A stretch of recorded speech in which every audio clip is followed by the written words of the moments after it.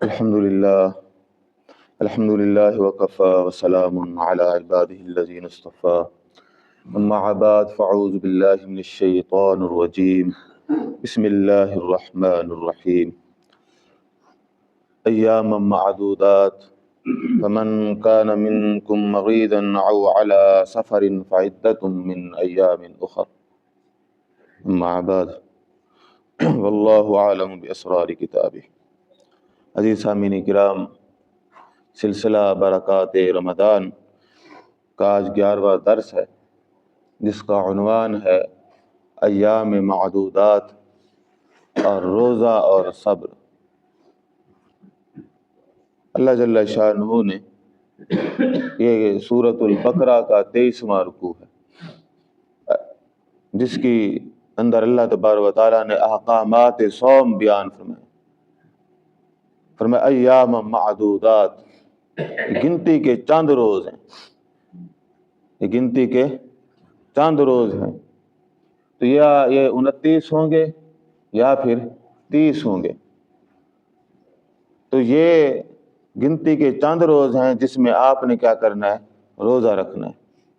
اس میں بھی اللہ تبارک و تعالیٰ نے بعض لوگوں کو استثناء دیا، فرمایا فمن کان منکم مریضا، اگر تم میں سے کوئی مریض ہے، او علی سفر، یا کوئی مسافر ہو، فعدۃ من ایام اخر، تو باقی ایام میں وہ کیا کرے گا؟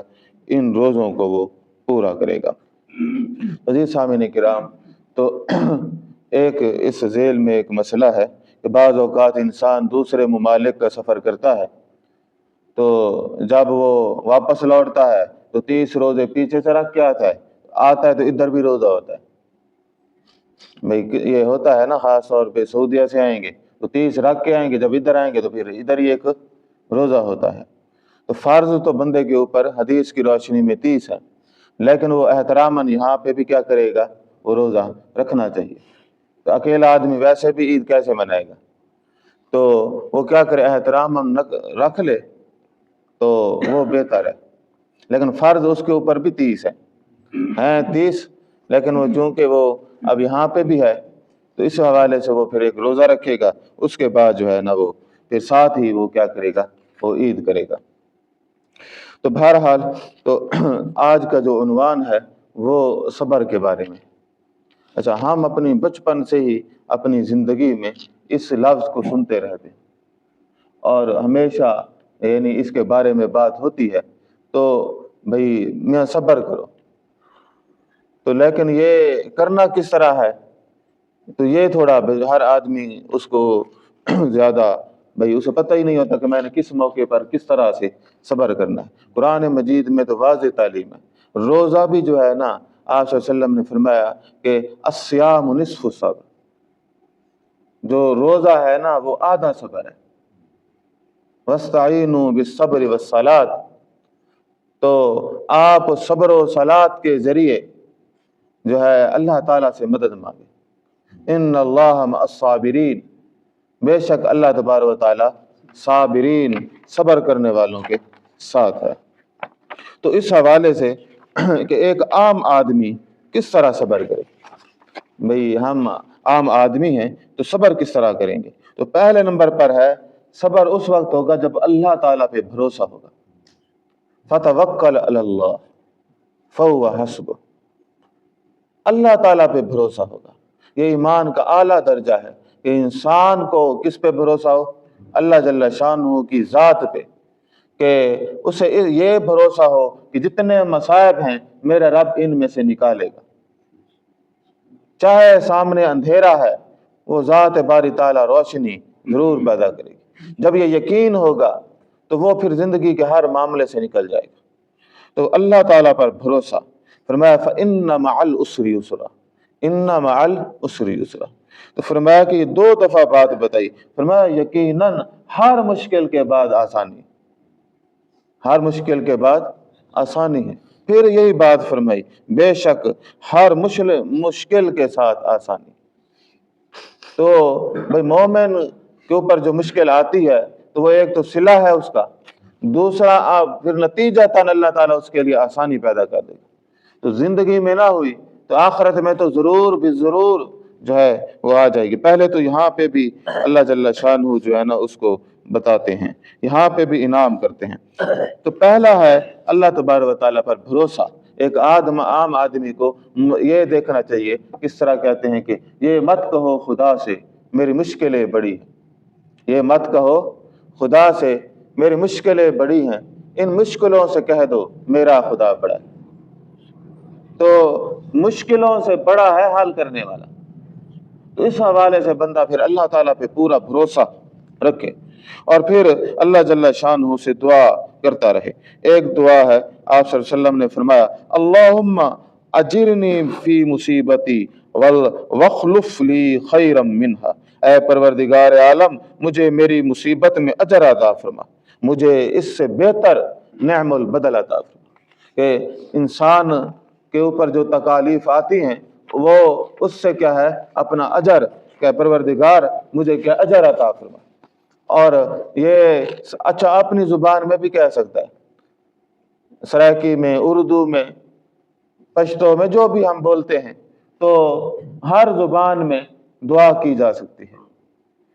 اسی طرح بعض کتب میں لکھا ہوا ہے کہ جب یہ آئے کوئی مصیبت آئے تو یہ بھی ذکر کرتا رہے، کیا قالوا انا للہ و انا الیہ راجعون، یعنی وہ کہے انا للہ و انا الیہ راجعون۔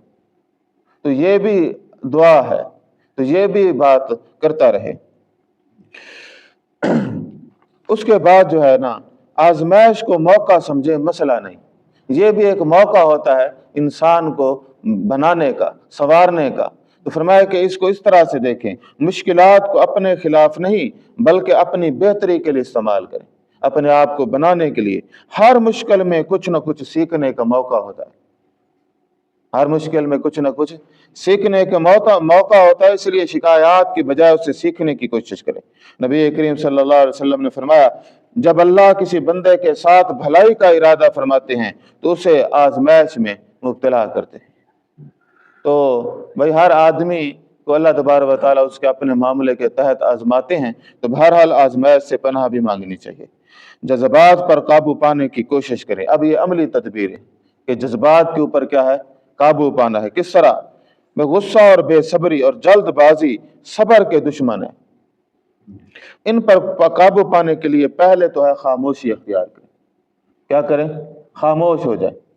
دوسرا ہے جو بات بھی کریں سوچ سمجھ کے کریں، کیونکہ جیسے غصہ آئے گا تو پہلے نمبر پر وہ جس چیز پہ تالا لگاتا ہے وہ عقل پہ تالا لگاتا ہے اور زبان کو تیز کر دیتا ہے۔ زبان تیز اور عقل بند، تو پھر جو اول فول آتے ہیں تو وہ پھر اپنے زبان سے ادا کرتا ہے۔ تو خاموش رہے، اب یہ تو ضبط ہے نا مزاج کا۔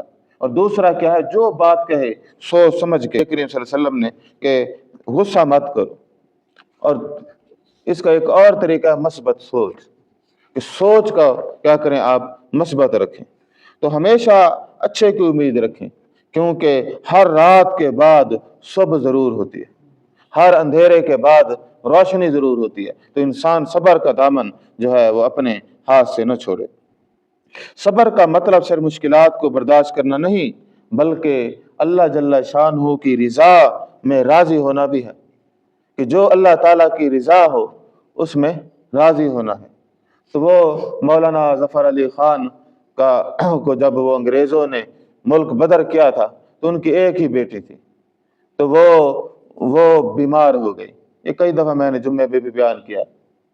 تو اب وہ بیٹی کی آخری خواہش تھی کہ بھئی میرے والد صاحب سے ملاقات ہو جائے، لیکن وہ ظاہر ہے کہ وہ ایک مشن پہ تھے تحریک آزادی کے، تو وہ مشن کو بھی نقصان پہنچ سکتا تھا واپس آتے۔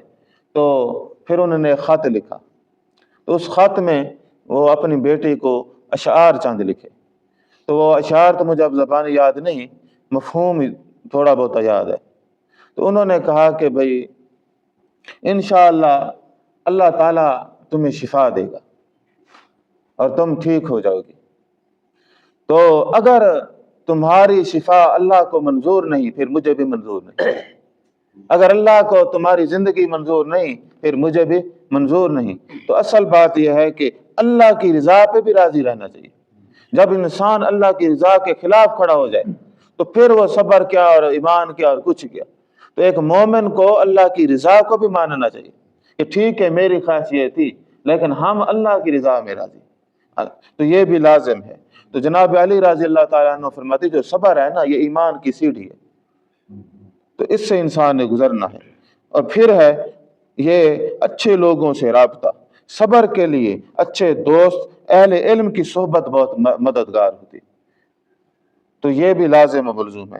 مثبت سوچ رکھنے والے لوگ آپ کو تسلی تو دے سکتے ہیں اور مشکل وقت میں رہنمائی بھی کر سکتے ہیں، تو یہ ایک جو ہے لازمی ہے کہ انسان جو ہے وہ اچھی صحبت کو اختیار کرے۔ بعض اوقات اچھی صحبت انسان کو بڑے بڑے نفع دیتی ہے جو کسی اور جگہ سے میسر نہیں ہوتے، خاص طور پہ قلب اور دل کا جو سکون ہے اس کے لیے یہ ضروری ہے۔ صحت مند معمول بنائیں، صبر کے لیے جسمانی اور ذہنی صحت کا خیال رکھیں۔ نماز اور قرآن سے دل کو سکون میسر آتا ہے، تو نماز کو پڑھیں، قرآن کو پڑھیں، اسی کے ساتھ لو لگائیں۔ ورزش اور چہل قدمی بھی بندہ چلتا ہے، یہ بھی بڑے فائدے ہیں، تو اس سے بھی ذہنی دباؤ جو ہے نا وہ کم ہوتا ہے۔ اچھی نیند اور متوازن غذا یہ بھی کیا ہے صبر کے لیے ضروری ہے۔ تو بہرحال صبر کے بارے میں ڈھیر سارے جو ہیں اقوال موجود ہیں، تو وہ بھی آپ سنتے رہتے ہیں۔ تو اللہ جل شانہ نے صبر کے حوالے سے بھی ہماری رہنمائی بیان فرمائی، فرمایا کہ انما یوفی الصابرون اجرہم بغیر حساب، بے شک صبر کرنے والوں کو اللہ تبارک و تعالی اجر دیں گے بغیر حساب، انکاؤنٹیبل، ان گنت، بے شمار اجر اللہ جل شانہ انہیں عطا فرمائیں گے۔ اب ایک صبر کی عملی تعلیم بھی فرمائی، اذا کان یوم صوم احدکم فلا یرفث ولا یسخب فان سبہ احد او قاتلہ فلیقل انی صائم انی صائم۔ تو فرمایا کہ جب تم میں سے کوئی روزے سے ہو تو کوئی بھی بد زبانی نہ کرے، فحش گوئی اور شور و شغب نہ کرے، اگر کوئی ان سے جھگڑا بھی کرے یا گالی بھی دے تو اسے واپسی ایک ہی جواب دے، انی صائم، میں روزے سے ہوں۔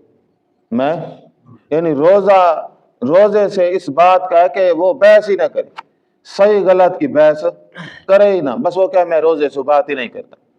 کوئی آدمی روزے سے ہو فرمایا بحث نہ کرے۔ ڈھیر سارے ایسے لوگ ہوتے ہیں جن کو سمجھانا ناممکنات میں سے ہوتا ہے، اب آپ ویسے کریں گے تو بحث ہو جائے گی تو پھر فائدہ ہی نہیں ہے، پھر آخر نتیجہ غصہ یا لڑائی کی صورت میں۔ تو فرمایا جب تم روزے سے ہو تو ذرا بریک پہ، تو کیا کرنا ہے، بس ان کو کہو کہ اگر کوئی بات ہو بھی جائے بحث بھی نہیں کرنی، شور بھی نہیں کرنا، گالی اور ان چیزوں کے قریب بھی نہیں آنا۔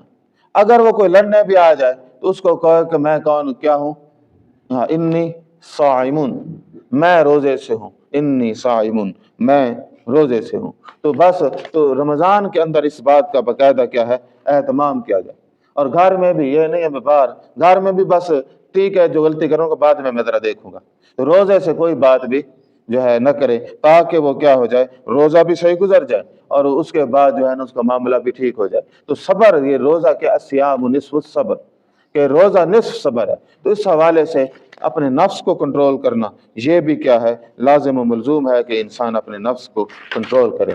صبر کے حوالے سے ہم نے کچھ چیزیں دیکھی تھی کہ صبر کی اقسام، صبر اطاعت پر، کہ انسان کو نیکی کرنے کے لیے بھی صبر چاہیے۔ قرآن مجید میں بھی آتا ہے وَأْمُرْ أَهْلَكَ بِالصَّلَاةِ وَاصْطَبِرْ عَلَيْهَا، تو فرمایا کہ اپنے اہل والوں کو، گھر والوں کو نماز کی تلقین کرے، حکم کرتے رہو نماز کا، اور آپ بھی ثابت قدم رہو، آپ بھی کیا کرو، ثابت قدم رہو۔ نیکی کو جو ہے نا یہ لازمی ہے کہ اس کے لیے استقامت چاہیے، 2-4 دن کی زندگی کی جو ہے 2-4 دن کا شوق، تو پھر اس کے بعد پھر وہ واپس روٹین، تو تناسب سے کرے تاکہ کیا ہے وہ اس نیکی کو آگے لے جا سکے۔ تو اللہ جل شانہ نے ایک یہ بات بتائی۔ دوسرا ہے کہ جس طرح نیکی کرنے کے لیے صبر چاہیے، اسی طرح برائی سے بچنے کے لیے بھی کیا ہے صبر درکار ہے۔ فرمایا وَأَمَّا مَنْ خَافَ مَقَامَ رَبِّهِ وَنَهَى النَّفْسَ عَنِ الْهَوَىٰ، تو یہ بھی فَإِنَّ الْجَنَّةَ هِيَ الْمَأْوَىٰ، تو جو شخص اپنے رب کے سامنے کھڑا ہونے سے ڈرا اور نفس کو خواہشات سے روکتا رہا، تو فرمایا ایسے انسان کے لیے کہ بھی کیا ہے فَإِنَّ الْجَنَّةَ هِيَ الْمَأْوَىٰ، اس کا ٹھکانہ کیا ہے، جنت ہے۔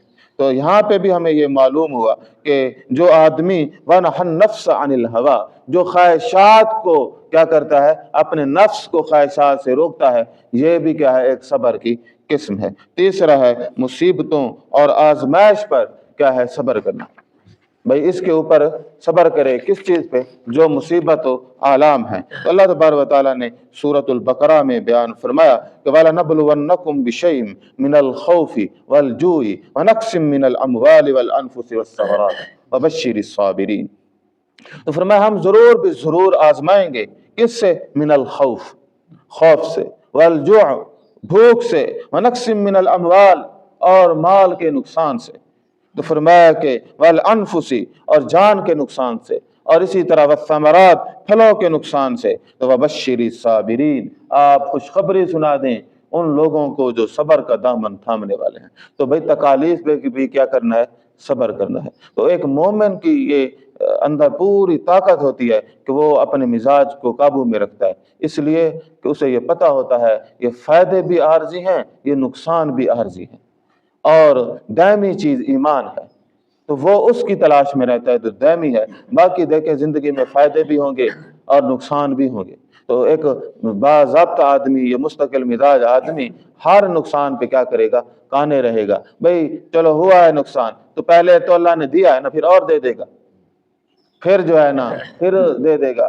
وہ ہمارے ایک جاننے والے ہیں، تو وہ مجھے ایک دن کہتے میری بات سنیں، تو کہتے مجھے نا 20 کروڑ کا نقصان ہوا ہے، تو مجھے 2 دن نیند بھی نہیں آئی، 6 ماہ پہلے۔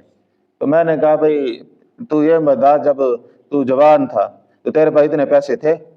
تو پہلے تھے ہی نہیں، رب نے دیے ہے نا، تو یہ اللہ نے دیا، تیرے پاس تو تھے ہی نہیں، مجھے پتا ہے اس کی زمین پہلے تھوڑی تھی، اب میں نے کہ دی ہے نا تو پھر دوبارہ دے دے گا، تو ٹینشن نہ لے۔ تو بھئی اس میں کیا ہے؟ بھئی گھاٹا آیا تو فائدے بھی تو ہوئے ہیں نا۔ ہر سال تو اتنے کروڑ کماتا تھا، چلو ایک دفعہ گھاٹا ہو گیا، اگلی دفعہ پھر فائدہ ہو جائے گا۔ تو ضبط رکھو، یہ دیے بھی اللہ نے ہیں، لیے بھی ہیں، اب اگلی دفعہ پھر دے دے گا۔ تو جب نقصان ہو تو صبر کرو، تو اور مزید کوشش کرو، اللہ تعالیٰ پھر دے دے گا۔ اب پھر اس کے پاس آ گئے ہیں۔